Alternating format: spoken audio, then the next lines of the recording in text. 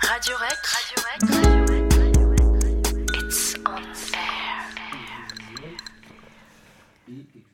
Bonsoir à tous et bonsoir à toutes, bienvenue dans Politiquement Incorrect. Après une semaine de vacances, nous revoilà pour débattre et analyser le monde dans lequel on vit. Et ce soir, nous débuterons par une chronique sur Finkielkraut, Alain Finkielkraut, qui est ce philosophe et académiste contesté pour certaines prises de position. L'une des dernières en date, il a réagi à la polémique Morano en dénonçant un antiracisme assoiffé d'un nouveau gibier. La seule exactitude, son dernier ouvrage, est paru chez Stock et Marc l'a décrypté pour nous, on y reviendra.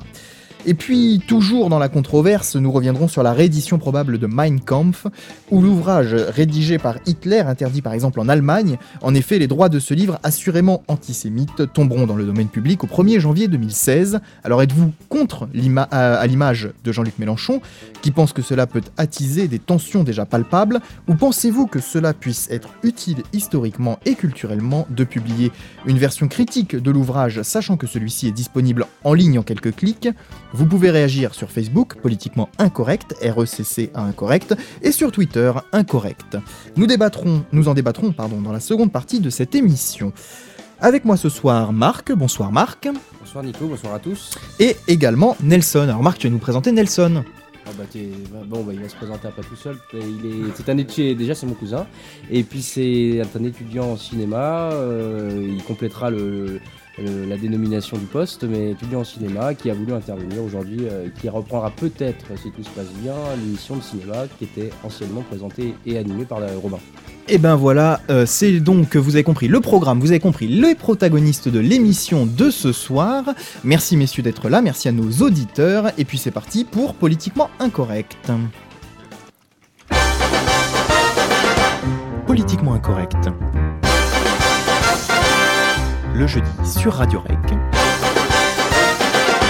Présenté par Nicolas.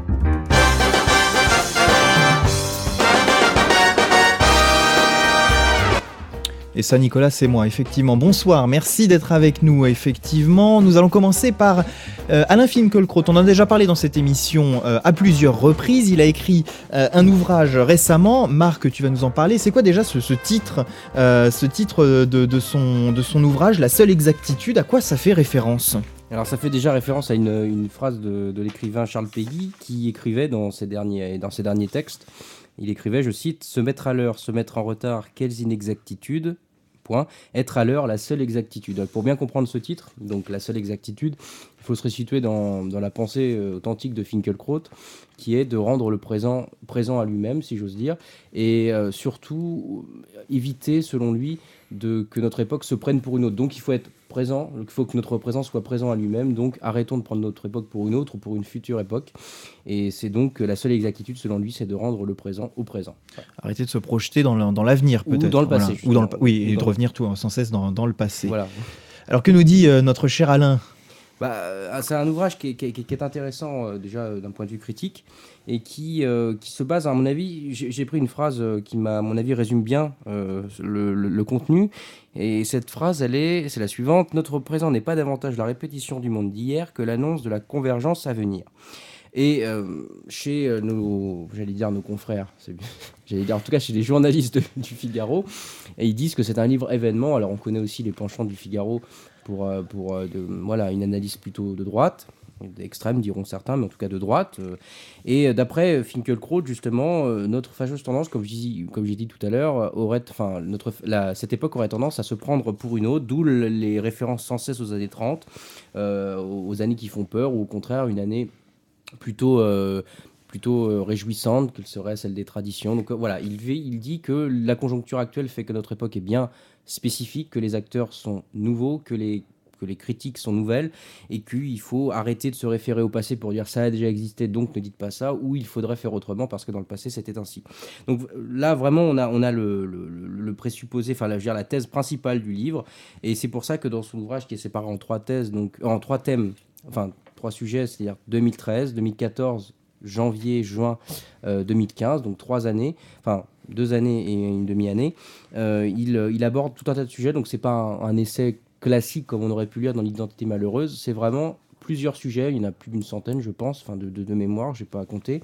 Donc ça va très facilement du mariage, de l'analyse du mariage pour tous, à la crise de l'intégration, aux fractures françaises, au sionisme, à l'antisémitisme, etc. etc. Et la conclusion principale de son livre, c'est que malgré les références incessantes que l'on fait à l'histoire, c'est vrai qu'aujourd'hui on vit dans une époque où on cite beaucoup l'histoire, nous vivons, je le cite encore, nous vivons un tournant historique majeur qu'il est nécessaire de penser, d'analyser et de comprendre. Ce qui veut bien dire, pour généraliser un peu, malgré ces références incessantes à l'histoire, on est plus dans la mémoire que dans l'histoire pure, puisque la discipline historique veut que, généralement, on se réfère à une chronologie avant de pouvoir parler de quelque chose. Donc c'est débile de dire j'aurais été résistant, j'aurais été de ce côté, j'aurais été du bon, du côté des mauvais. C'est absolument contraire à tout projet mené par les historiens de ce nom-là. Alors, petite question, peut-être que ça intéressera les gens. Que dit Alain Finkielkraut, par exemple, sur un sujet comme le mariage pour tous qui a fait débat et dont nous avions parlé dans cette émission?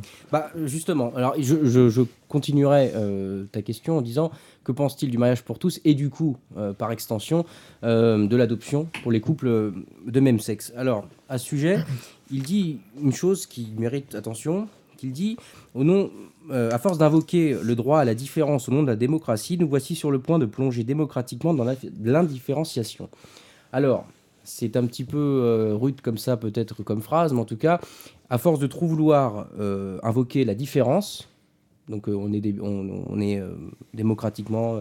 le droit à la différence, à force d'aller de ce penchant du droit à la différence, on en vient plutôt à mettre des droits sur la même ligne et du coup à être indifférent. C'est-à-dire qu'on voit bien qu'il y a eu un changement de la part pas du lobby, ça veut rien dire, mais en tout cas de la part politique, du débat, de la défense des homosexuels, qui avant invoquaient le droit à la différence et aujourd'hui nous disent, pas tous, mais en tout cas une partie, nous disent il faut qu'on ait le mariage. Donc en fait, ils essayent de se mettre sur une même ligne. C'est ce que critique Finkielkraut, en citant Heidegger notamment, il dit le naturel est toujours historial.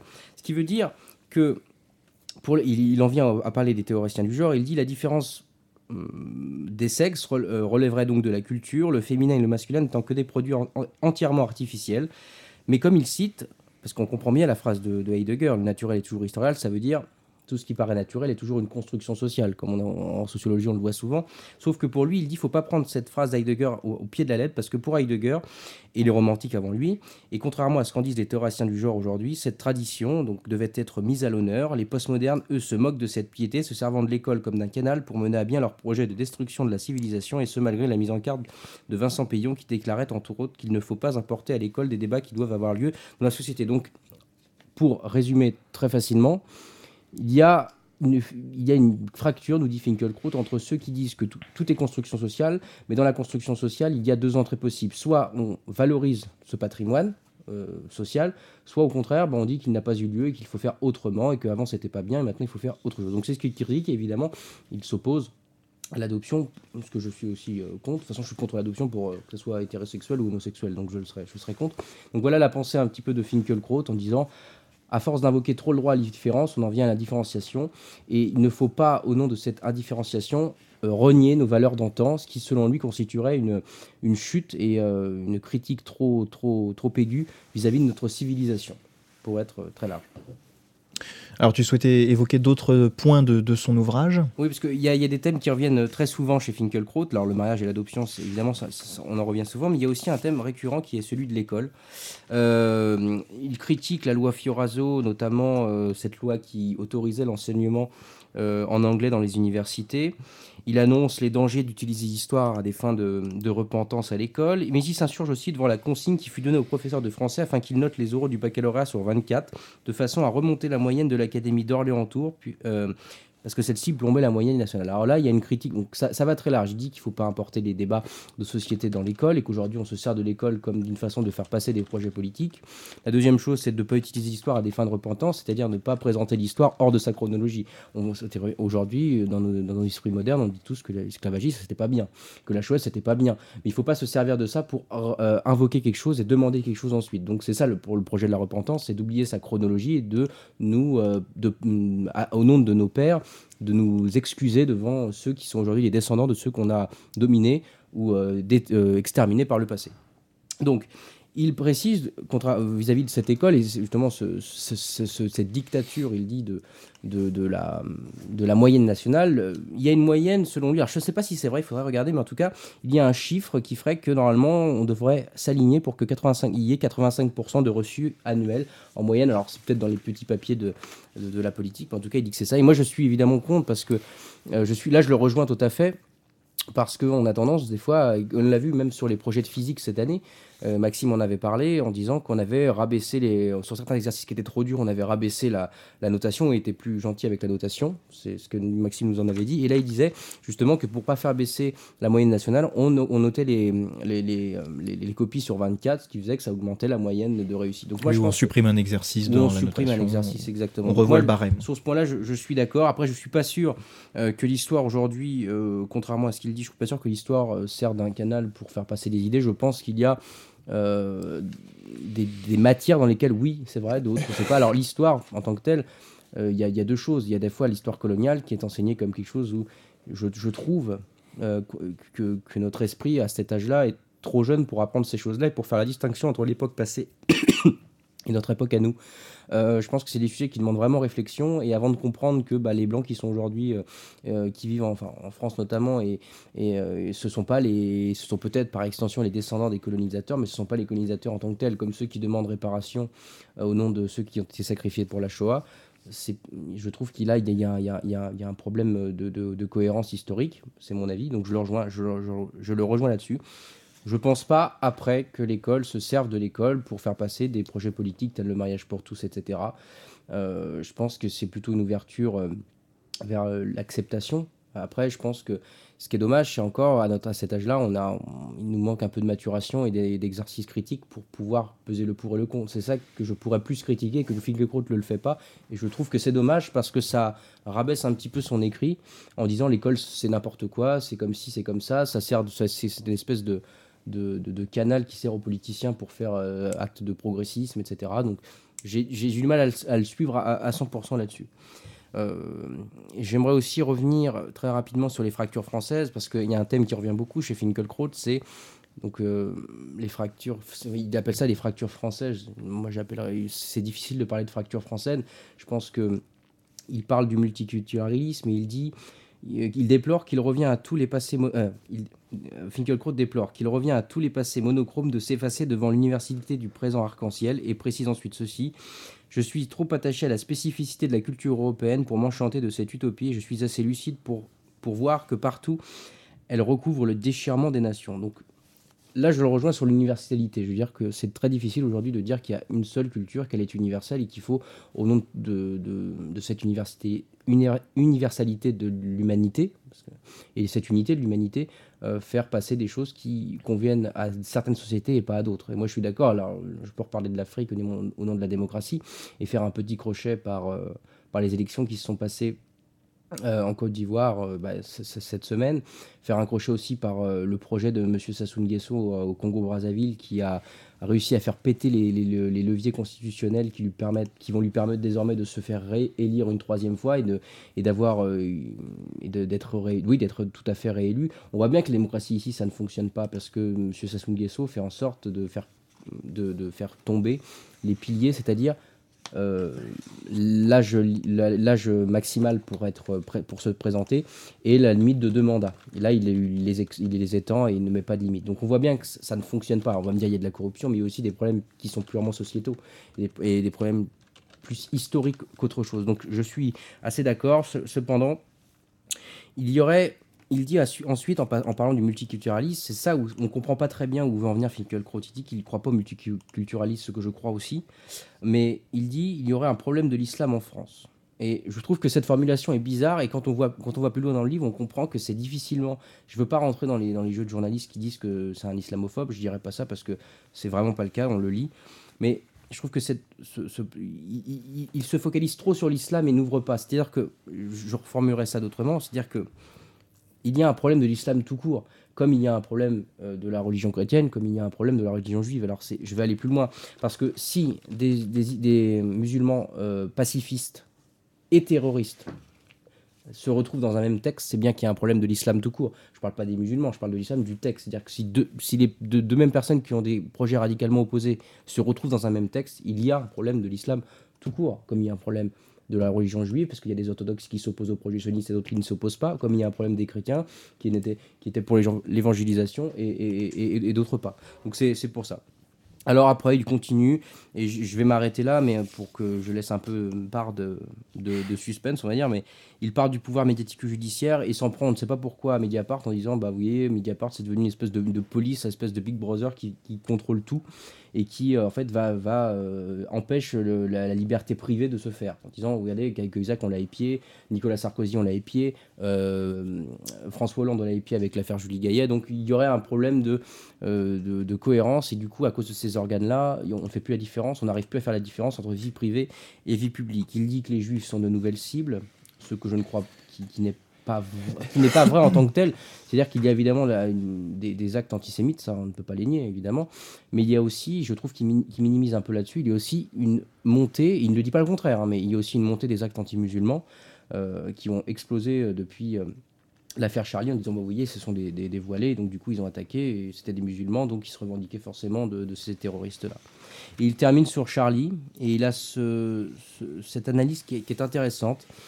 Il dit, alors que toute la France était réunie au moment de Charlie, deux partis après se sont opposés alors qu'ils venaient du même gouffre. D'un côté, il appelle ça le parti du sursaut, ceux qui ripostaient contre la volonté islamiste par la défense intransigeante des principes dont cette société se réclame.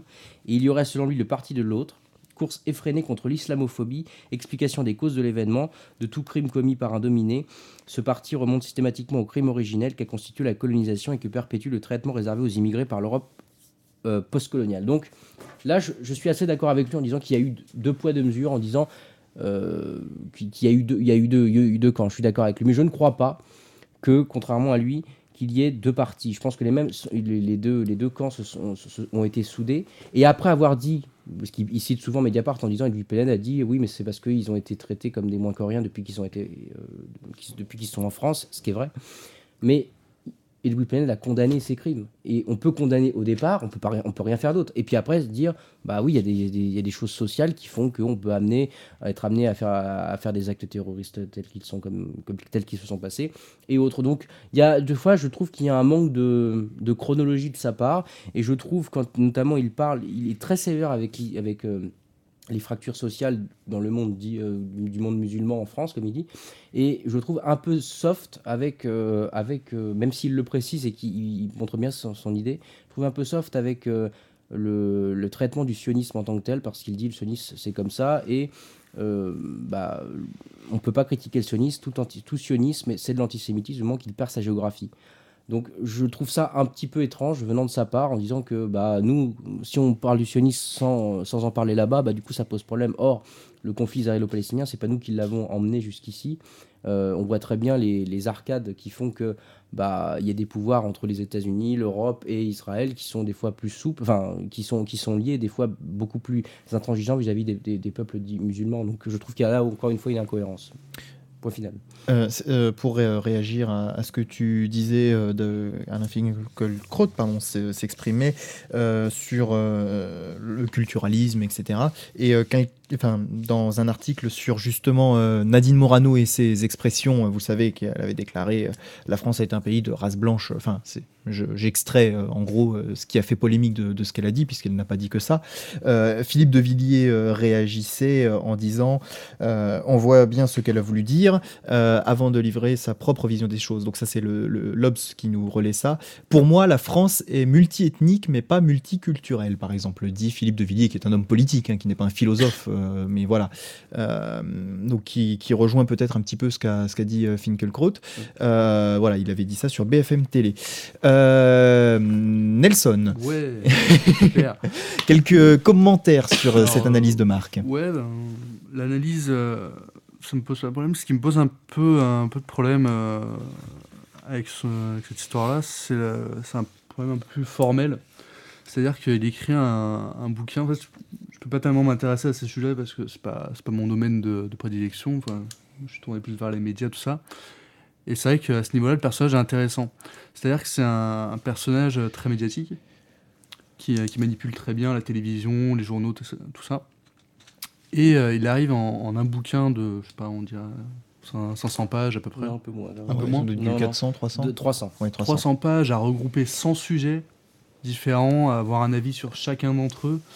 Je trouve la démarche un peu osée.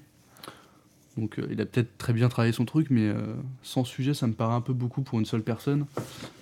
Et c'est un peu à l'image de tout ce qu'on nous propose médiatiquement, c'est-à-dire qu'on invite des invités qui sont bons à l'oral, qui sont bons à la télévision, tout ça, pour parler, pour faire du bruit et tout. Et je trouve que c'est un peu un bon moyen, un bel écran de fumée pour parler des choses peut-être un peu plus importantes et surtout avec un peu plus de profondeur. Alors effectivement, on a là un philosophe qui est assez sévère envers des sujets développés par les médias, et comme de nombreuses personnes, alors je le dis sans Maxime ce soir, qui s'engouffrerait dans ce que je vais dire, mais on a là des personnages, Alain Soral, je les compare pas sur le plan idéologique, hein, mais je dis Alain Soral, Dieudonné, Alain Finkielkraut, etc., qui soient plus ou moins dans les médias, mais qui finalement font ce qu'ils décrivent dans leurs différentes choses. Ils sont souvent très critiques envers la télévision. Je pense notamment à notre ami... Ouais. Que Alain Soral et Dieudonné sont interdits. Non, c'est même pas ça, c'est juste que eux, c'est encore autre chose. Ils s'engouffrent dans ce qu'on appelle la pensée magique. C'est-à-dire qu'ils prennent n'importe quel sujet, ils vont faire une très très bonne analyse, une très très bonne, comme chez les médecins, là, j'ai oublié le mot. Diagnostic. Ils font un excellent diagnostic et puis ils vont dire ah bah tiens, c'est toujours de la faute à telle chose. Chez Soral, ça va être le sionisme ou les juifs ou ce que tu veux. Enfin, c'est quand même principalement ça. Et chez Dieudonné, ça va être un peu la même chose, même si c'est un peu plus tourné masqué à travers l'humour, mais il y a quand même de ça. Finkielkraut, c'est plus dangereux parce qu'il s'intéresse à plus dangereux. Alain Soral est quand même plutôt décrédibilisé sur un plan médiatique. Il parle sur Internet, mais il parle tout seul, donc bon. Finkielkraut, lui, il a quand même une certaine crédibilité télévisuelle, c'est-à-dire que il est invité partout, tout ça, il est légitime. Extrêmement légitime, et dans beaucoup de médias, dit sérieux. Et le problème de la télévision, comparé à Internet ou parle Soral, c'est qu'à la télévision, quand tu parles, c'est des millions de personnes qui écoutent. Et malheureusement, il a un peu un avis sur tout, et je pense, j'ai pas le sentiment qu'il prenne spécialement le temps de réfléchir à tous les sujets. Oui, c'est vraiment un philosophe des temps modernes, il analyse tout sous l'angle de la philosophie, soi-disant. Après, c'est un problème de télévision, c'est-à-dire que les médias télévisuels peuvent pas permettre de donner une plage de 1 heure sur un mec pour parler d'un sujet et d'y aller vraiment en profondeur. Et ça se voit aussi dans la façon dont on organise les débats politiques, c'est que c'est pas des débats constructifs, c'est des débats d'opposition.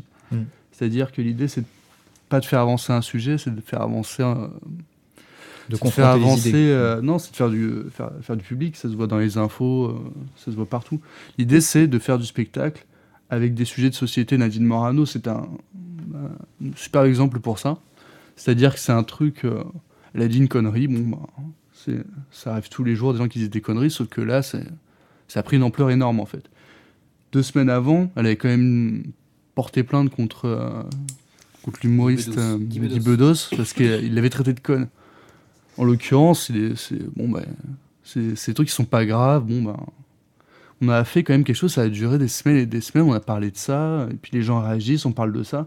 Et derrière, il se passe peut-être des choses plus intéressantes, sauf que à la télé, ça passe moins, tu vois.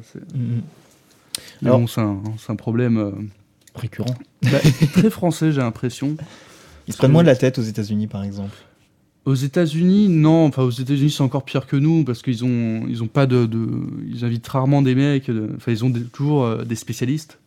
Et souvent, c'est des journalistes, des journalistes politiques comme chez nous, sauf qu'eux, ils extrapolent encore plus. Ils utilisent des termes vraiment chocs. Non, en France, on masque un peu ça. C'est un peu, on est un peu plus dans le feutré, si je peux parler. Mais non, en France, on est plus caché derrière ça. Et c'est vrai qu'on a quand même un gros problème de visibilité à travers ce qu'on fait. Il parlait de médiamétrie. Mais médiamétrie, ils ont eu raison de montrer que Sarkozy... Mediapart.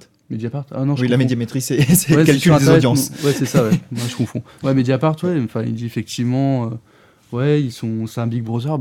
Mais Internet, c'est un peu... ça a ses inconvénients. mais ça a quand même ses intérêts. C'est-à-dire que quand tu fais une connerie maintenant, les gens le savent et puis ils peuvent réagir, quoi. Donc je parlais effectivement de ces différentes personnes qui interviennent dans les médias. Je pensais notamment à Michel Desmurger, dont Maxime nous avait parlé, TV Lobotomie, qu'on a retrouvé cette semaine dans le 19-20. Ou 12-13, je sais plus, de France 3, qui était vachement critique envers la télévision et qu'on retrouve là, alors on le présente pas du tout sous cet angle-là, qui présentait son ouvrage, donc petite publicité, donc le gars profite aussi du... Voilà, il présentait le reportage n'était pas pour présenter son ouvrage, mais pour présenter son combat contre l'obésité, puisque on a une prolifération en ce moment de reportages sur l'alimentaire, on en a parlé il y a pas longtemps dans notre émission, et voilà que de nouvelles études sont menées et voient le jour sur l'alimentaire, sur la viande cancérigène, la viande industrielle cancérigène, etc. Donc, et c'est assez marrant parce que ces études tombent là, et je regardais les programmes télé, donc ça veut dire des choses qui sont faites 1 mois, 2 mois en avance au sein des chaînes, qui ont programmé un envoyé spécial sur la nourriture 2 semaines d'affilée. Voilà, donc en ce moment il y a vraiment une prolifération autour de la nourriture dans les médias. Donc Desmurger, dont on parlait et dont Maxime nous avait présenté le livre en disant que la télé était finalement au centre de la décadence finalement de la société, c'est un peu comme ça que Maxime nous l'avait présenté. Ce monsieur était dans un journal télévisé tout à fait banal cette semaine à la télévision, donc, et présentait son combat contre la malbouffe, mais également donc finalement son livre et profiter en étant à la télévision.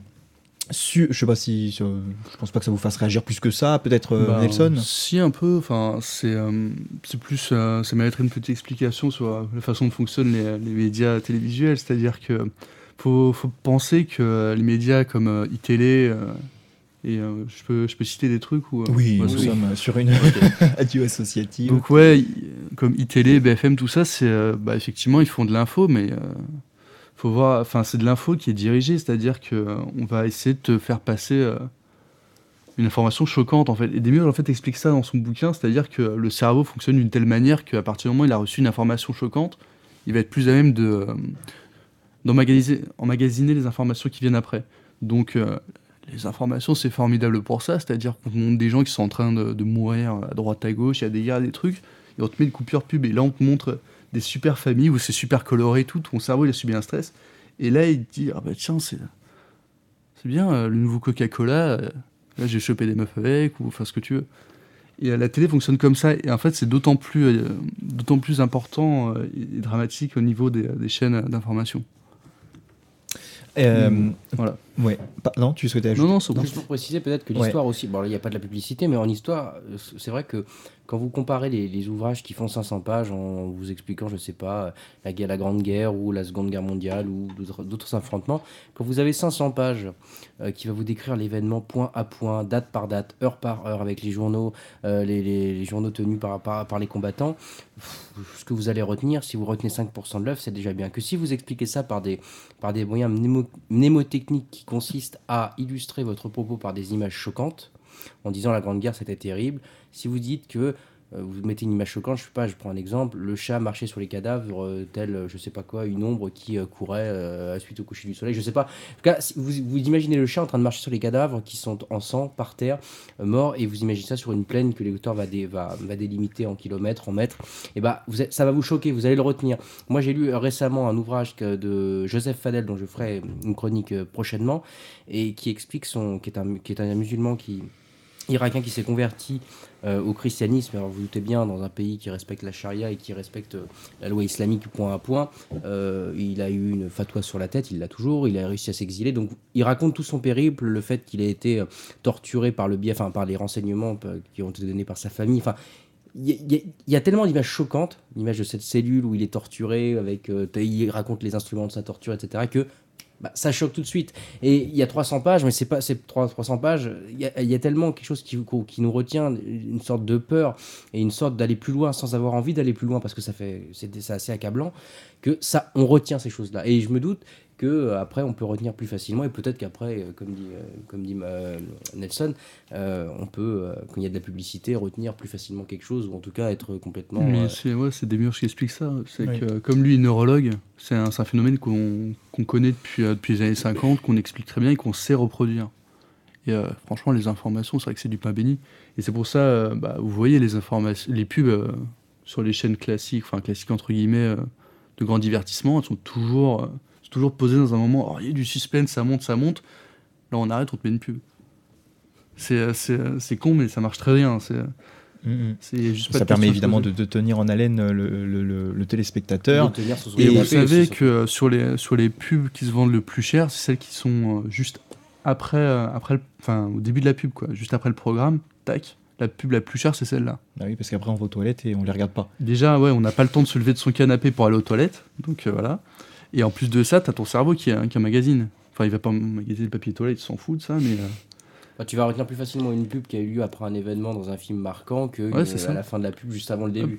Oui. Parce que ton cerveau, lui, que ce soit réel ou pas, il s'en fout, c'est un stress qu'il subit. Donc, En l'occurrence, Démurger, pour terminer cette parenthèse sur l'alimentaire, parlait effectivement du fait de mettre de mettre des petites assiettes. Enfin voilà, hein, pour dire que c'est un scientifique, un neurochirurgien, un neurologue, qui effectivement parle. Voilà, quand vous mettez des petites assiettes, et ben du coup, vous avez l'impression, vous trompez votre cerveau et vous avez l'impression de manger davantage, alors qu'en réalité, vous allez manger peut-être moins ou pareil que les autres fois. Donc voilà, pour dire aussi qu'il a des analyses différentes. Mais voilà, cet homme se retrouvait dans les médias. On parlait de Finkielkraut également, on parlait de ses émissions dans lesquelles il apparaît. Effectivement, il apparaît dans des émissions assez sérieuses, dans lesquelles il y a du temps d'antenne quand même consacré à la personne qui est présente, même si elle agit sur plusieurs sujets différents. On n'est pas couché avec Laurent Ruquier, émission assez longue, qui dure 3 heures quand même le samedi soir. L'émission, on le voit également dans l'émission de Frédéric Tadei, Ce soir ou jamais, qui donne une émission sérieuse également, qui donne du temps pour débattre d'un sujet où il y a des philosophes, des hommes politiques, mais pas forcément les plus médiatiques, enfin voilà, où il y a du temps également pour discuter des débats, et on le retrouve également dans d'autres émissions, je ne sais plus laquelle j'avais en tête, mais voilà, on le retrouve dans différentes émissions, et il déclarait, à propos de cette affaire Morano qui revient, mais qui finalement... Même si bon, c'est qu'une phrase et qui a fait le buzz sur Internet, à la télévision où tout le monde se l'empare et finalement lance une charge anti-Morano. Il disait, il disait, je ne fais pas de Nadine Morano une victime, mais je constate que l'antiracisme est assoiffé toujours d'un nouveau gibier. Et donc il reformulait un petit peu la phrase de Nadine Morano en disant: la France a une vocation universelle, elle doit pouvoir accueillir les gens de toutes couleurs, mais une minorité d'entre eux, car c'est un vieux peuple européen de race blanche, de culture grecque et latine et de religion chrétienne, il ne faut pas se raconter d'histoire. Voilà, pour voir un petit peu sa pensée sur cette affaire. Là, justement, tu viens d'illustrer ce que je disais tout à l'heure. L'antiracisme, quand il oublie sa chronologie, il devient fou. Je suis d'accord avec lui. Parce que quand on cite, voilà, on a le droit de le citer ou de ne pas le citer, après ça c'est la liberté de l'orateur. Mais quand on cite une phrase dont il est dit au préalable que c'est une phrase du général de Gaulle de 1959, oui. On est en pleine crise politique il explique pourquoi il est favorable à l'indépendance de l'Algérie contre la majorité de son camp qui ne disait qu'il ne fallait pas l'indépendance de l'Algérie. Il explique cette phrase en disant: c'est bien qu'il y ait des Français blancs, des Français noirs, des Français jaunes, à condition bien sûr qu'il reste une petite minorité, sinon la France ne serait plus la France. Et tu dis après justement, quand même la France est un pays de culture judéo-chrétienne, de race blanche, etc. Ne nous racontons pas d'histoire. Donc voilà, aujourd'hui on balance cette phrase. Alors moi je vois pas l'intérêt de sortir une telle phrase parce que des deux côtés ça ne va pas. Morano qui sort cette phrase, on est quand même en 59, je crois qu'en 59 il n'y avait pas toutes les techniques de migration, enfin c'est pas des techniques mais en tout cas des techniques de migration, je veux dire tous les moyens qui permettent, et les lois surtout et les décrets qui font qu'on peut aller d'un pays à un autre avec le droit d'asile. Et à cette époque-là on a le droit d'utiliser ce mot aussi. Et on a le droit d'utiliser le moras à cette époque, bien évidemment. En tout cas, des fois, déjà Morano, elle oublie aussi sa chronologie. Qu'est-ce que ça veut dire aujourd'hui de dire ça? Ça ne veut rien dire. Les techniques ont évolué, les systèmes politiques aussi, ce qui fait qu'on peut aller d'un point A à un point B. Bon, c'est des fois très long. Joseph Hadel, je recite une fois, le prix à payer, il démontre très bien que c'est très long et on est dans les années 2000. Enfin, un peu avant et pendant les années 2000. Donc déjà, premier problème. Mais alors, ensuite, la cabale qui s'en est suivie pour lui taper dessus, là, je trouvais que c'était du grand n'importe quoi. Parce qu'en fait, c'est toujours sur les volontés cachées des gens. On attaque toujours sur la volonté cachée des gens ou sur les effets non escomptés de la personne qui vient de dire la chose. C'est-à-dire, votre propos en tant que tel, bon, historiquement, il se tient. Enfin, De Gaulle avait dit ça. Mais vous vous rendez compte, ça peut peut-être faire en sorte que les gens se tapent plus dessus parce que vous incitez à dire que les blancs et les noirs sont pas les mêmes, etc., etc., etc. Donc c'est toujours sur de l'a priori et aussi sur quelque chose qui est pour moi absolument terrible, le fait qu'on ne puisse plus utiliser le mot race, alors que je ne dis pas qu'il y a des races en tant que biologie, mais comme Yann Mox l'a répété, on peut dire qu'il y a des différences de peau, des différences de pays, des différences d'appartenance culturelle, sans le mot race. Je suis d'accord avec lui. Mais ce qu'elle a voulu dire là-dedans, c'est qu'il y a des différences qui sont physiques. Je ne parle pas de la biologie à l'intérieur, mais il y a des différences physiques, culturelles et nationales aussi. Donc évidemment, et religieuses, pour aller par extension. Donc moi, je suis choqué. Bon, tu n'as pas Marouane dans mon cœur, je pense que c'est... Bon, je ne vais pas dire le même mot que Guy Bedos pour la qualifier, mais en tout cas, j'en pense pas moins, mais j'en ai assez qu'à chaque fois qu'on sorte une phrase qui, selon certains, les groupes antiracistes, sont borderline, il faut attaquer en justice, faire des tracts contre Nadine Morano, faire etc., etc., etc. Et j'en veux autant à Nadine Morano qu'aux antiracistes, peut-être plus aux antiracistes, mais vraiment beaucoup à Nadine Morano d'avoir pris cette phrase d'une période donnée, alors que cette phrase était magique, parce que ce qui fait de Gaulle, bon, pour des raisons politiques, on est d'accord, mais ce qui fait de Gaulle un contre-courant de son époque, et on s'en sert pour dire maintenant, vous voyez, De Gaulle, on va à rebours, on va faire de Gaulle un gros raciste, un vieux réac, qui pourtant, sans lui, la France ne serait pas la France d'aujourd'hui. On aurait pu faire avec des six, ça sert à rien de refaire le monde. En tout cas, elle est ce qu'elle est. Alors, parmi les soutiens, ou plutôt les détracteurs de la polémique, on a Alain Delon qui a déclaré... Ouais, non, c'est... À chaque fois, on rigole d'avance, parce qu'à chaque fois qu'il y a un truc comme ça... Pas Alain Delon. Alain Delon. Il y a des choses, il devrait quand même se taire un peu. Dans une interview à TV Magazine, il a déclaré... il a dit tout le bien qu'il pensait d'elle et de ses propos. Juste une question, le Kenya est un pays de quelle race? Les gens sont noirs, c'est une polémique ridicule, grotesque, qui n'a aucun sens. Et d'ajouter, elle a des couilles de tenir comme elle tient et de dire « je vous emmerde tous, je dis ce que je pense et je continue à le dire, chapeau ». Donc il a tiré son chapeau à Nadine Morano. Christian Estrosi, je ne veux accabler personne et je vais vous dire, je ne sais pas de quelle manière ces propos ont été prononcés dans une émission dans laquelle je refuse moi-même de me rendre depuis 2 ou 3 ans, car le système où on vous coupe, où on vous monte et où on introduit des propos prononcés au milieu d'autres, le plus étonnant est sans doute contenu dans la conclusion du député des Alpes-Maritimes, donc ça c'est l'Obs qui nous le dit, je souhaite que sa personnalité, qui a beaucoup apporté au mouvement depuis des années, et qui est quelqu'un de modéré, puisse contribuer à porter. Et puis elle a eu d'autres soutiens, Robert Ménard, elle est victime d'une chasse aux sorcières, et Brigitte Bardot, entre autres, et je vous citais Alain Finkielkraut et Philippe de Villiers. Ce que tu viens de nous citer, c'est Alain Delon, ça? Non, on avait Alain Delon, Christian Estrosi et puis les différents soutiens. Voilà, Robert Ménard, Brigitte Bardot. La première étant Alain Delon qui nous disait, qui se termine par chapeau. Voilà, ouais. Christian Estrosi disait qu'il ne voulait pas aller dans l'émission en question. D'accord.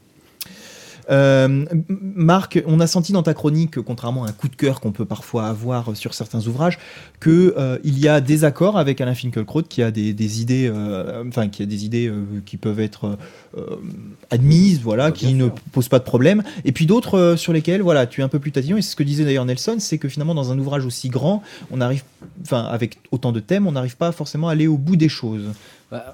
Ouais, c'est vrai qu'il y a beaucoup de... Et d'ailleurs, j'ai peut-être été un peu gros sur le nombre de sujets. Il y en a peut-être un peu moins, peut-être 50, 60. Je me souviens plus. C'est assez pas très long à lire, donc on se rend pas vraiment. On a à peu près 2-3 pages par sujet, quoi. Oui, voilà, 2-3 pages par sujet pour une œuvre qui fait 300 pages. Des fois, il y a des sujets qui sont un peu plus longs, mais en tout cas, c'est une moyenne comme ça. Oui, je veux dire que tout dépend comment on lit Finkielkraut. Si évidemment on le lit d'un œil tout de suite braqué en disant Finkielkraut c'est le diable, et souvent ça, évidemment on va pas le comprendre. Moi je trouve qu'en lui disant, déjà il écrit superbement bien, donc déjà c'est très agréable à lire, mais sur le fond, là on va arriver au fond, il y a beaucoup de thèmes abordés, mais peu de sujets différents. C'est-à-dire qu'il va vous prendre un sujet, c'est pour ça que j'avais regroupé ces thèmes que je vous dis sur le penchant, on va dire, civilisationnel. Il parle du mariage et de l'adoption pour les couples du même sexe, l'école qui revient souvent, les fractures françaises, le pouvoir médiatico-judiciaire, ces cibles justement, les nouvelles cibles, ce qu'il appelle les nouvelles cibles, c'est-à-dire les juifs et par extension le sionisme, et aussi une grande partie sur l'affaire Charlie, parce qu'il ne fait pas seulement que analyser l'événement en tant que tel, mais surtout les conséquences de cet événement. Alors, Je trouve qu'en le lisant, bien que Thomas Guénolé dans l'émission de Laurent Ruquier l'adressait comme un affreux fasciste, et je trouve que c'est difficile. Je trouve qu'il était d'ailleurs déplorable, hein, Guénolé là-dessus. Pourtant prof, je crois, à Sciences Po, si je me trompe pas. Enfin, il a été assez minable en faisant il a fait exactement le procès classique d'un mec qui ne réfléchit pas mais qui constate.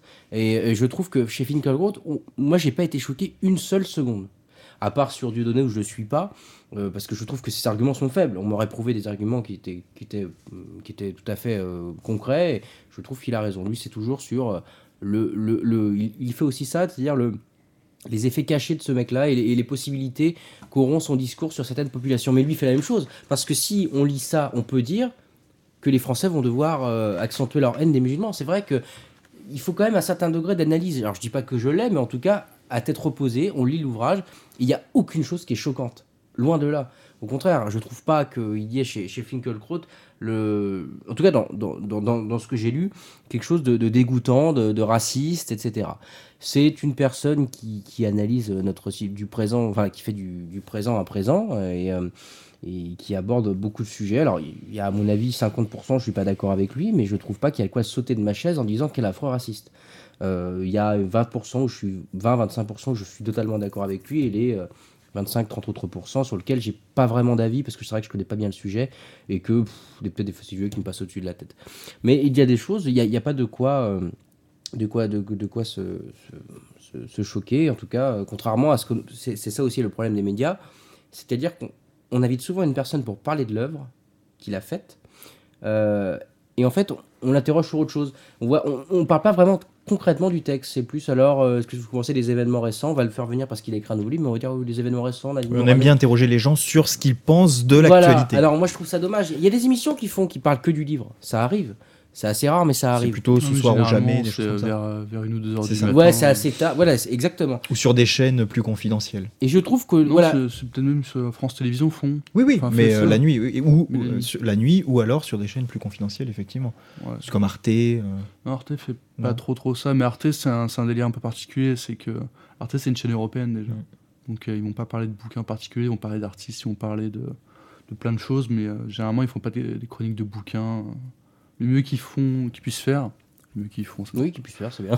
Le mieux qu'ils puissent faire, c'est vraiment des critiques de Cinoche, des machins, mais niveau bouquin, je crois pas qu'il soit très calé, ça reste une chaîne de télévision, quoi. Thomas Guénolé, qui est effectivement, pour le préciser, chargé de cours à l'Institut d'études politiques de Paris. Il est maître de conférence, mais plutôt chargé de cours. Mais l'essentiel, au vu de sa bibliographie, c'est son dernier ouvrage. Il écrit sans doute, c'est pas ce que j'allais dire, mais effectivement. Mais c'est surtout ses interventions télévisuelles. C'est-à-dire qu'il est peut-être même plus à la télé que finalement chargé de cours. Enfin, pour le présenter, effectivement, il a une thèse, il est docteur en sciences politiques, mais à côté de ça, il a plus l'air d'intervenir dans les médias que d'être un chercheur. Voilà. Bon, après, je le connais pas. Mais je me souviens que les chercheurs parlent. Non, mais c'est bien, mais quand on connaît, je dirais, quand on est à l'université et qu'on connaît un petit peu la réticence de nombreux professeurs vis-à-vis des médias, on peut se dire que lui est plus peut-être dans le système médiatique que dans le système de la recherche, et voilà. Mais en tout cas, après, je le connais pas. Moi, je trouve, on peut la trouver facilement sur les replays. Quand il dresse son portrait, il a préparé une petite fiche. C'est le programme classique de l'universitaire en disant vous faites ci, il prend des extraits, il met des citations de Finkielkraut et nous le fait passer pour un affreux raciste. Et je trouve ça dommage. Moi, ce que j'aime pas chez Finkielkraut, c'est que je trouve qu'il pourrait aller encore plus loin. Il dit qu'il est juif, mais qu'il ne croit pas en Dieu. Il dit qu'il est issu d'une famille de juifs polonais qui s'est réfugié en France. Je trouve qu'il va sur certains sujets pas assez loin, c'est-à-dire que je le trouve très gentil. Il fait de l'histoire quand ça l'intéresse.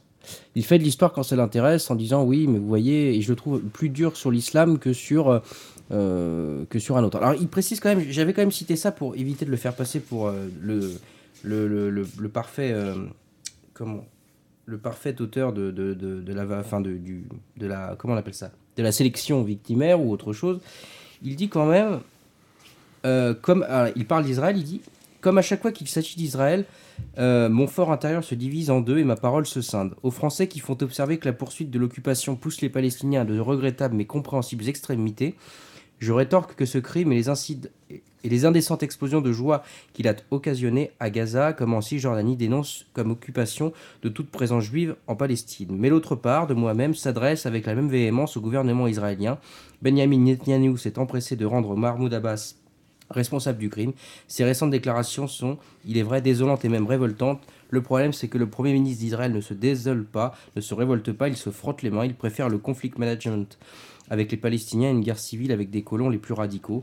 Ainsi, loin d'incarner le sionisme, travaille-t-il à la dissolution de l'État juif dans un État binational. Donc il explique, donc voilà, je nuance un petit peu, mais en tout cas, malgré cette phrase, je n'ai pas trouvé chez, j'allais dire chez Dieudonné, le pauvre, je n'ai pas trouvé chez Finkielkraut une autre, j'ai pas trouvé son analyse assez poussée parce que je le trouve là cohérent. Mais il faudrait quand même savoir, il dit que justement l'immigration pose un problème parce qu'elle a été faite en période de crise économique et parce qu'à partir de 1974, le regroupement familial et le manque d'intégration et patati et patata. Et il y a beaucoup, la majorité la majorité des quartiers dits populaires ne sont pas venus se manifester dans la rue après Charlie. Parce que il faudrait que... Bon, il y a eu des cas, évidemment, je pense pas qu'on peut généraliser, mais bon, c'est peut-être vrai ce qu'il dit. Et il dit justement... Bah là, faisons de l'histoire pour voir que ces politiques ont été déplorables et ne faisons pas d'espoir pour voir que chez ces gens-là, c'est l'islam qui pose problème. Voilà, c'est un petit peu le truc. Et pour le sionisme, c'est pareil. En disant, oui, vous comprenez, moi je suis attaché à l'État juif, je comprends que Benjamin Netanyahou, c'est pas bien, mais les Palestiniens, on le désaccord pas très poli parce qu'ils se font éclater, etc. etc. Je trouve assez difficile de raisonner comme ça.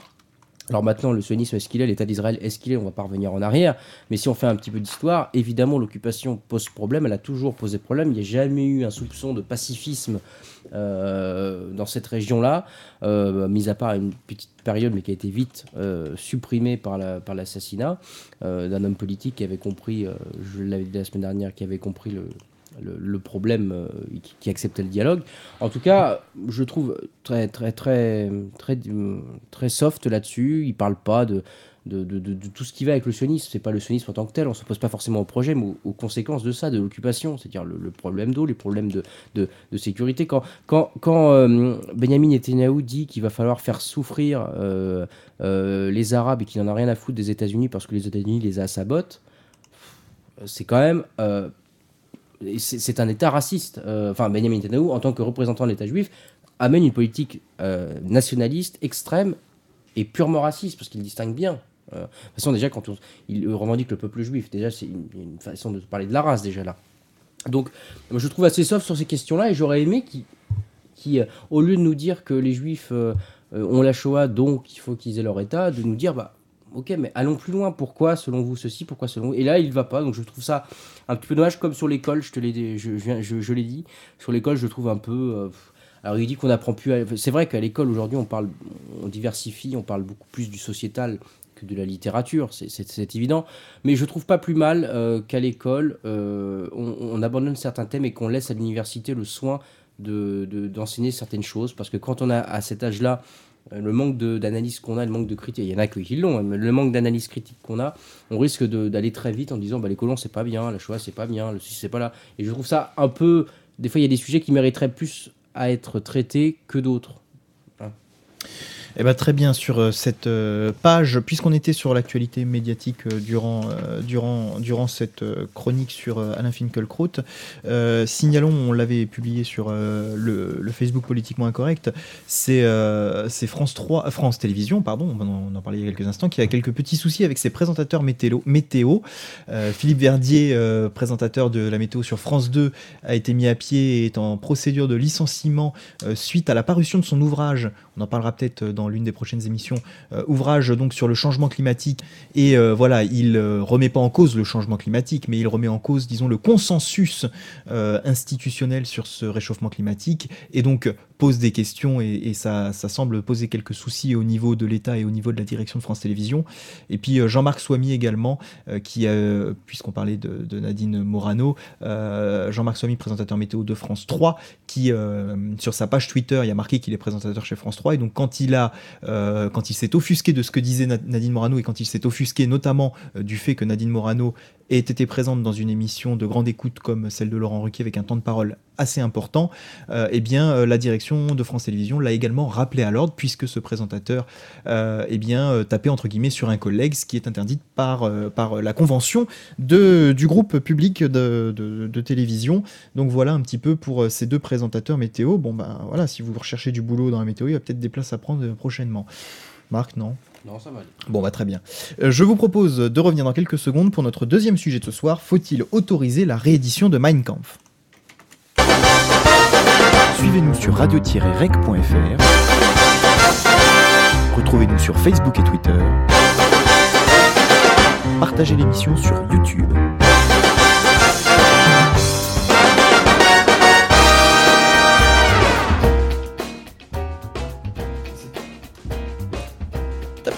Voilà, c'est une bonne question. Faut-il rééditer Mein Kampf ? Voilà une question assez importante. On a appris à l'école, que c'était un ouvrage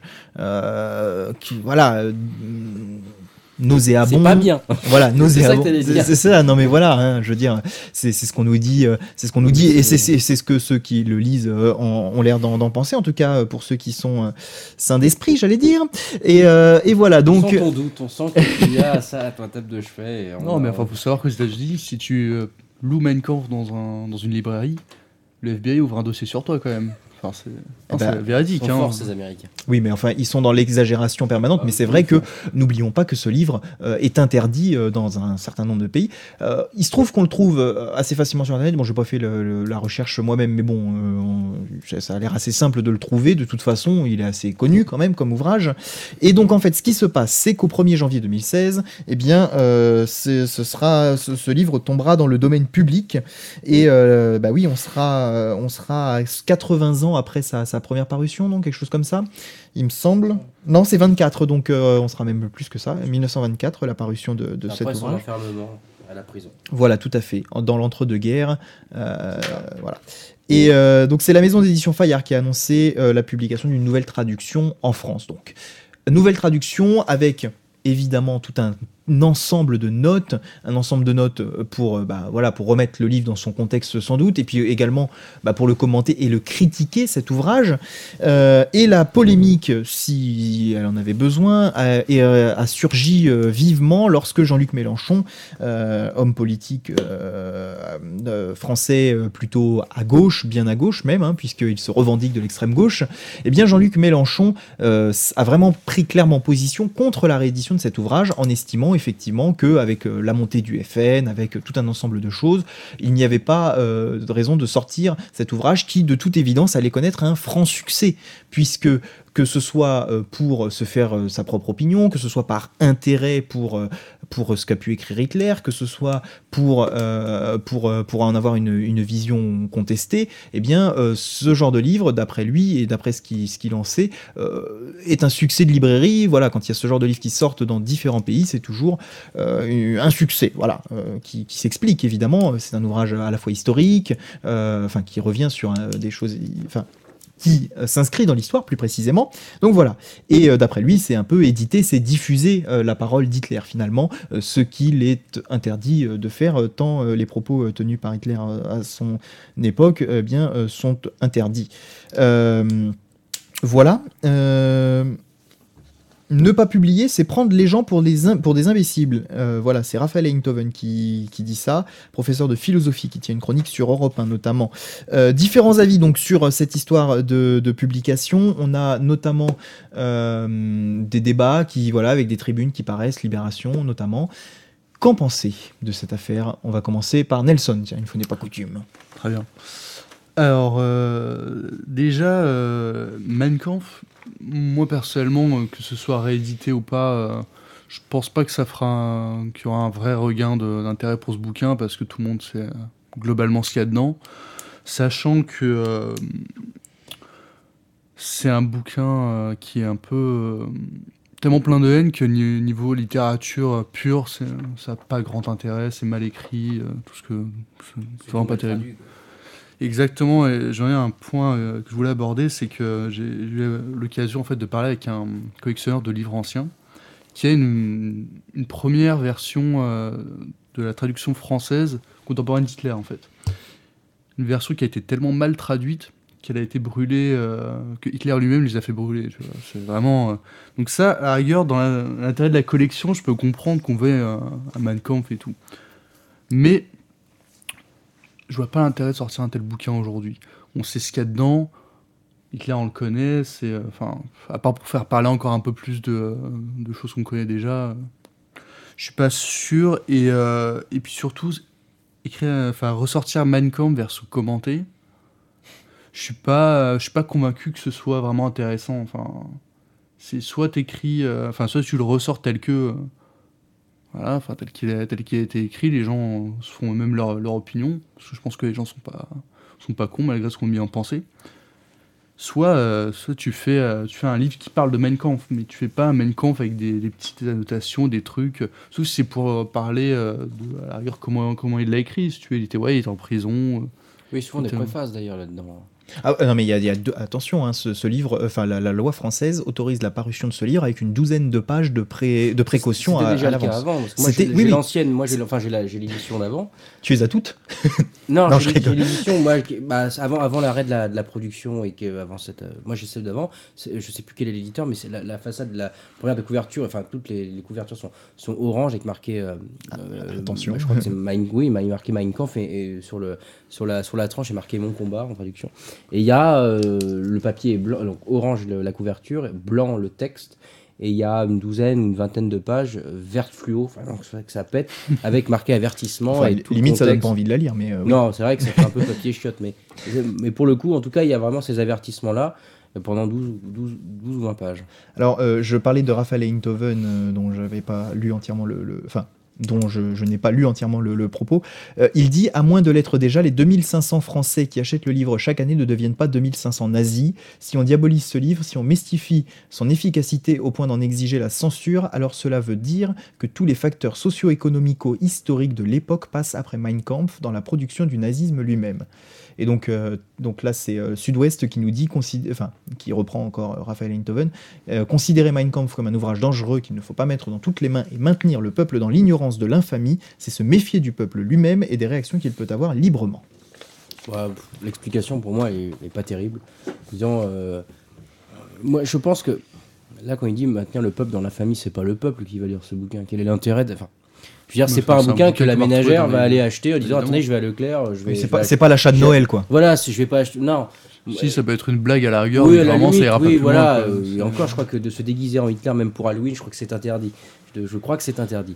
Je suis pas sûr. C'est pour l'apologie du terrorisme. Enfin, pas du terrorisme, mais l'apologie de. Oui. Il faut dire que l'analyse d'Einthoven est bête. C'est-à-dire que les Français, on dirait qu'il y a un projet derrière ça, connaissaient l'infamie qui a été Hitler. Moi, je trouve que. Déjà, voilà, comme je l'ai dit, c'est pas un bouquin pour les ménages. Enfin, c'est une expression, vous avez compris. C'est pas, j'ai rien je suis pas machiste. C'est pas un bouquin pour les ménagères qu'on va aller acheter comme ça pour Noël. C'est pas la sortie de l'année. Non. Autant acheter un livre de cuisine, quoi.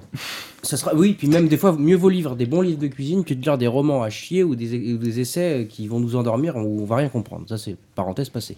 Mais en tout cas, l'intérêt est historique et pour les historiens. Alors, les historiens ont accès par les bibliothèques et d'autres façons de se procurer l'ouvrage. Si on veut parler de Hitler d'un point de vue historique, il faut lire Mein Kampf. C'est une obligation. Faut dire, c'est pas le truc où il faut pas lire. On dirait qu'il y a un problème vis-à-vis de ce truc, de ce livre. Et moi, ce qui me choque, c'est. Oui, tu tiens à rassurer les gens en disant que c'est pas en le lisant qu'on devient antisémite, quoi. Voilà, bah oui, mais évidemment, mais c'est dit, encore une fois, je m'adresse pas aux gens, parce que je m'adresse aux gens, je m'adresse pas aux gens en tant aux futurs lecteurs, je m'adresse à ceux qui vont voir cette sortie, qui vont dire c'est pas bien, etc. Mais c'est pas un livre qu'on a envie de lire, mais Marc, à lire, le problème, je crois que c'est même pas une question de sortie, c'est qu'il est libre de droit. Donc c'est une question de droit en fait le problème. Concrètement, on fait une ressortie et surtout ça. Hein. En sachant que tout l'argent une partie sera donnée à une association. Mais avant aussi, moi j'ai pu me le procurer facilement quand j'étudiais cette période. Oui, mais il y avait des gens qui recevaient l'argent qui n'étaient pas. Enfin, maintenant il va être libre de droit. Donc il y aura une question de droits qui ne seront plus payés à, je ne sais pas, à ceux qui possédaient les droits, tout simplement. Après, la question, c'est que le fait qu'il soit libre de droit, on va pouvoir en faire ce qu'on veut après du bouquin. On va pouvoir le diffuser de la manière qu'on veut. C'est peut-être ça aussi le problème. Mais je pense pas que... Non, mais par exemple... Attends, je te donne un exemple. C'est que, t'as les universitaires, tout ça, les gens qui achètent Mein Kampf, tout ça. Par contre, les groupes extrémistes qui qui vont acheter le bouquin, enfin qui l'ont sans doute déjà, là ils vont avoir la possibilité de le dériver. Tu vois ce que je veux dire ? Je dis pas qu'ils le feront bien et tout, mais le fait qu'ils soient libres de droit, ça veut aussi dire ça, si tu veux. C'est peut-être ça l'inquiétude. Malgré tout, est-ce que ça va plus les aider à faire quelque chose ? Moi, je pense pas, parce qu'ils ont déjà suffisamment de moyens, Voilà, ne serait-ce oui. qu'Internet et tout. Bah, bien sûr. Je pense pas qu'il y ait vraiment de s'inquiéter. Pour moi, c'est pas un problème. Ça peut confirmer les extrémistes dans leur extrémité, ça peut confirmer les terroristes dans leurs actes terribles, mais je pense pas qu'il y ait... Bon, alors je connaissais pas cette variante du droit, donc c'est intéressant de la connaître, mais ce que je veux dire, c'est que c'est indigeste comme livre. C'est pas parce que je dis que c'est pas... Voilà, c'est indigeste. C'est extrêmement indigeste. Toutes les personnes très qui dur. l'ont lu, unanime. C'est très dur à lire, mais surtout... C'était pas un bon auteur, quoi, en gros. Non, Si on mauvais écrivain. s'offusque, moi je pense que de toute façon tout ouvrage doit être publié, n'importe lequel. Bon, évidemment pas des trucs maintenant où on dirait enfin des trucs voilà sortis de leur contexte juste pour appeler à la haine en disant voilà c'est cela sans argument, etc. Non, je veux dire, si on commence à dire qu'il faut pas, comme le dit Mélenchon, et il faut pas faire en sorte qu'on publie ce livre-là, il y a quand même l'histoire qui s'invoque avant tout. C'est-à-dire que dans ce cas-là, si on interdit Mein Kampf, on va interdire aussi la France juive de Drummond, et plein de livres qui ont été interdits. L'archipel du Goulag. Ouais, on pourrait même par extension, pour les défenseurs du communisme, un jour dire bah non, faut pas sortir l'archipel du Goulag. Non, ça va trop loin. Moi, je pense que les livres doivent être totalement libres d'accès. Alors après de production, je sais pas comment ça fait, mais qu'on puisse avoir en tout cas le libre choix de lire ce que l'on veut, ne serait-ce que par volonté historique ou non. Mais en sachant que ces livres-là sont des livres qui ne vont pas être lus, même à l'époque. Mis à part le cas de Drummond qui a été beaucoup lu à l'époque. Il y a des livres qui s'adressent à une petite minorité, et cette petite minorité elle peut être de sortes. D'un côté, le côté des chercheurs, de l'autre côté, le côté de ceux qui vont avoir ça sous le coude en disant vous avez vu, comme une Bible, en disant comme les témoins de Jéhovah, vous avez vu ce que dit Hitler, bah, il avait raison. Enfin, il peut y avoir des tarés comme ça peut arriver. Imaginer que dans quelques dizaines d'années, t'es des mecs habillés avec un petit brassard rouge qui toquent à ta porte.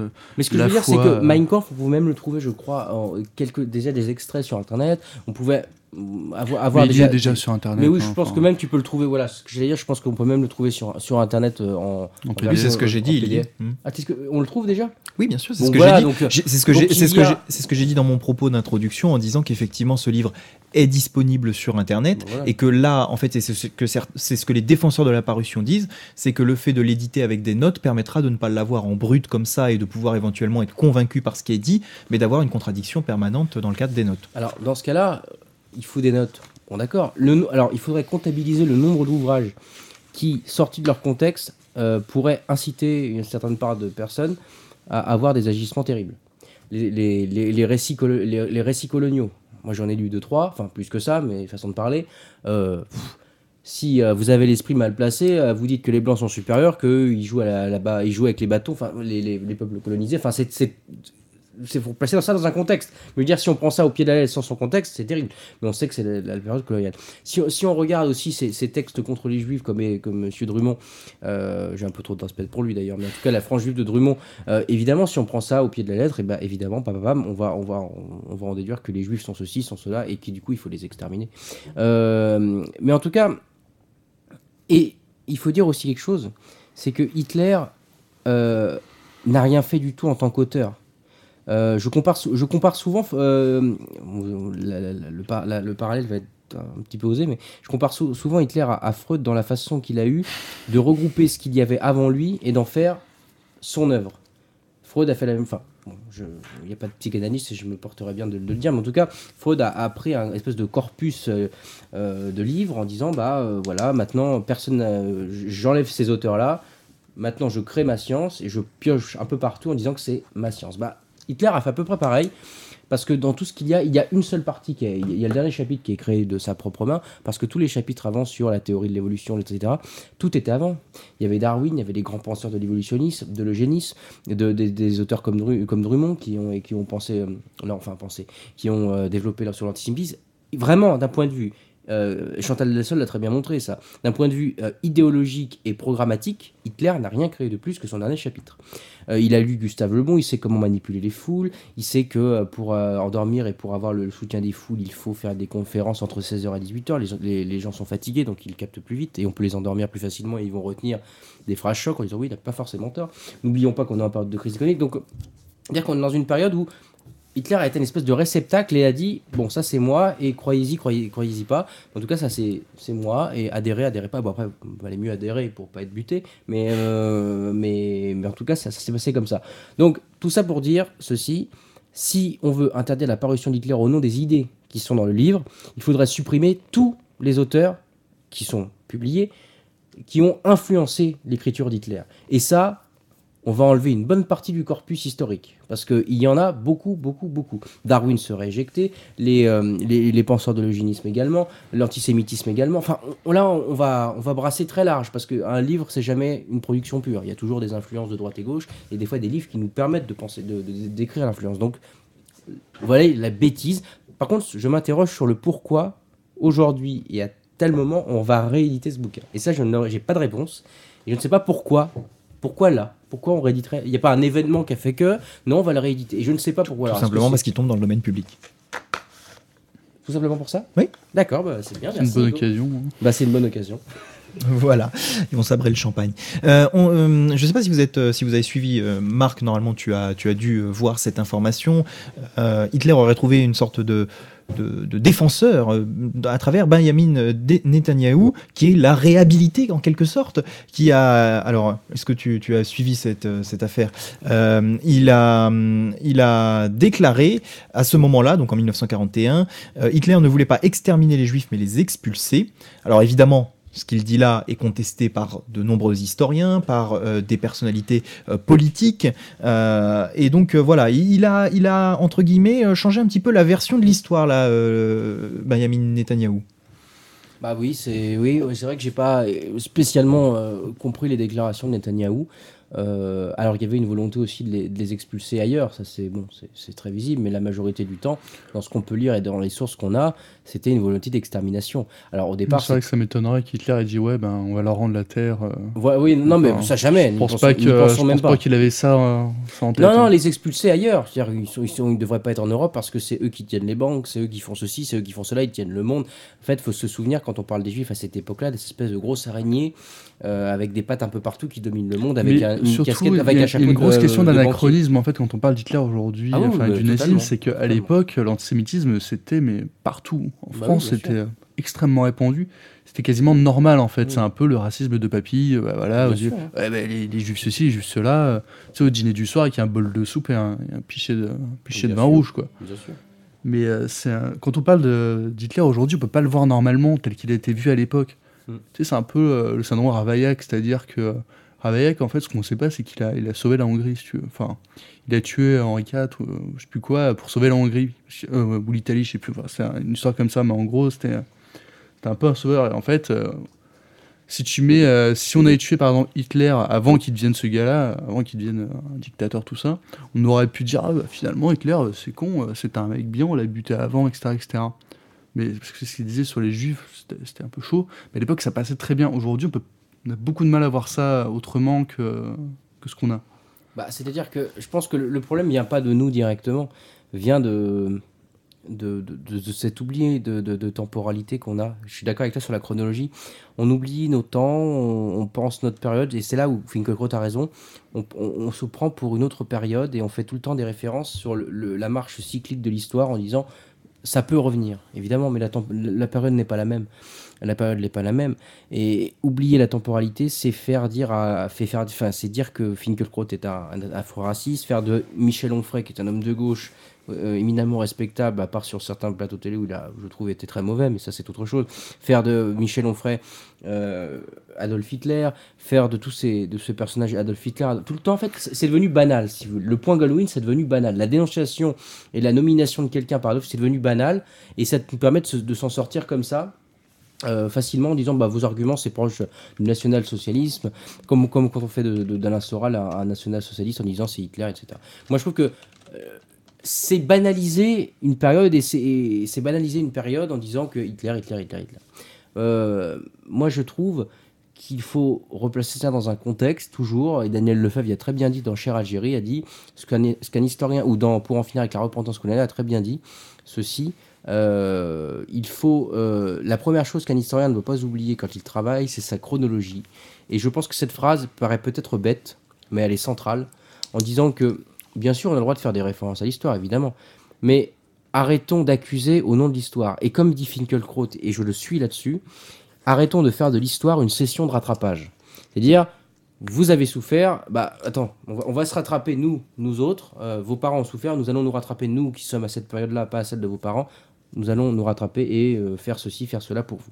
Je trouve que là, il y a un grand problème, et c'est là encore le souci, c'est que, d'où la nécessité de publier cet ouvrage, parce que c'est un outil historique, et on ne peut pas parler d'une personne sans comprendre l'œuvre, et sans comprendre la vie. Alors évidemment, textuellement, il y a autre chose, il faut aller ailleurs, mais rééditons cet ouvrage pour ceux qui ça peut intéresser, pour les historiens et au nom de l'histoire, faisons-le, pour arrêter de parler d'Hitler comme d'un méchant sans savoir ce qu'il a fait ou ce qu'il a dit ou ce qu'il a pensé.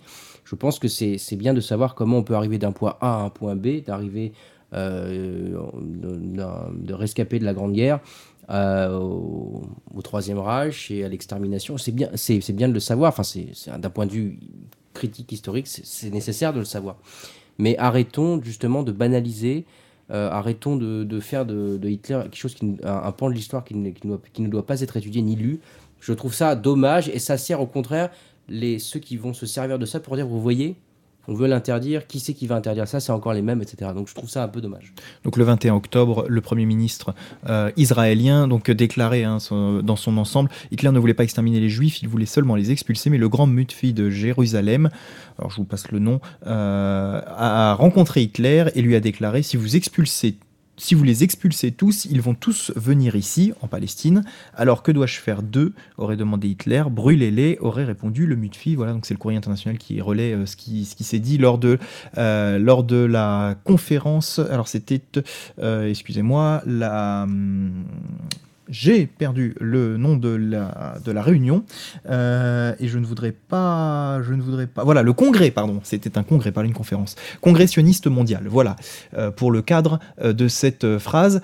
Angela Merkel qui a réagi et qui en gros a dit que voilà, il ne fallait pas retirer. Enfin, elle a dit, nous nous en tenons à cette responsabilité de l'Allemagne dans la Shoah. Il n'y a aucune raison de changer cette vision de l'histoire. Et puis donc effectivement, plusieurs historiens ont contesté un petit peu cette version du Premier ministre israélien. Un commentaire, messieurs, pour terminer sur cette page Hitler, réédition de Mein Kampf, pardon. Pour terminer, je sais pas. Non, enfin, il n'y a pas, pour moi, pas de raison de s'inquiéter concrètement. De toute façon, ça allait arriver. Là, il était déjà disponible. Oui, voilà. On recrée encore, enfin, on en reparle et ça peut être exaspérer certaines personnes en fait. comme Jean-Luc Mélenchon. On en parle en permanence. Je pense que les mecs qui ont des problèmes, enfin, qui soutiennent entre guillemets Hitler, la pensée hitlérienne, je pense qu'avec ou sans la réédition, ça va pas changer grand-chose. Donc, selon moi, il n'y a pas de raison de vraiment s'inquiéter maintenant. J'espère que j'ai pas tort. J'ai envie de terminer sur quelque chose de Finkielkraut, qui parle de ça en quelque sorte, et je trouve qu'il a peut-être raison. Je vais dire ça. Et après Auschwitz, on ne sait plus faire la différence entre la poussée hitlérienne, donc le racisme hitlérien, et la poussée cornélienne. On frappe du même opprobre la pureté du sang et le sang pur, la superbe brute blonde avide de proie et de victoire, et le citoyen gentilhomme résolu à ne pas faire défaut, à ne pas déroger, à ne pas entacher par un comportement inique et opportuniste le nom de ses ancêtres. Le racisme nazi a emporté dans son apocalypse l'honneur de la race, c'est-à-dire l'obligation envers les morts. Peut-être sûr de rentrer dans le droit chemin de l'humanisme des Lumières, les nations démocratiques lui ont cédé sans coup férir. Leur noblesse oblige. Elles n'ont pas compris que cet abandon était sa vraie victoire, son maléfice ultime.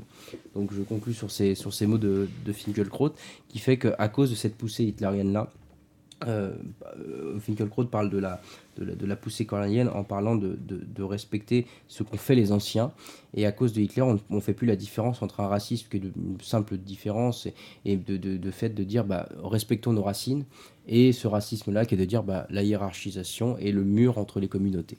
Voilà, je terminerai là-dessus. Juste pour la petite information, on parlait de libre de droit.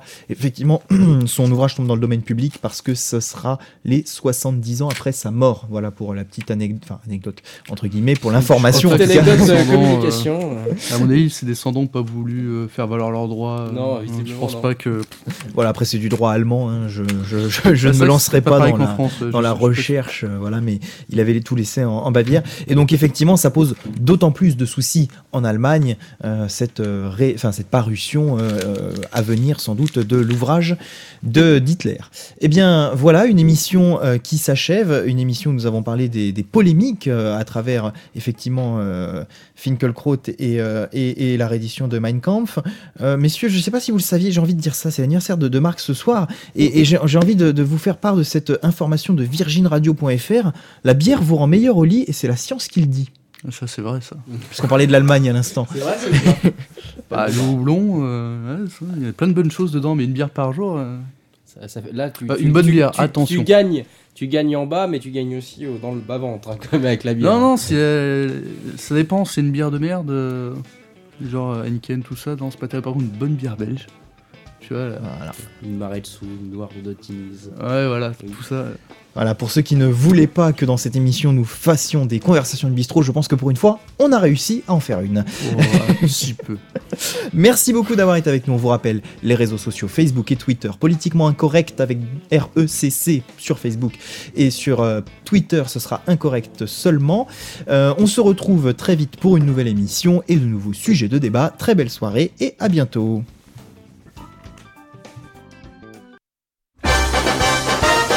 Suivez-nous sur radio-rec.fr. Retrouvez-nous sur Facebook et Twitter. Partagez l'émission sur YouTube.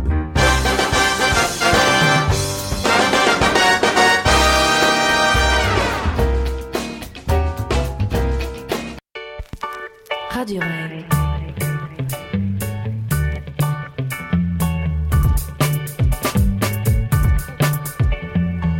La radio étudiante.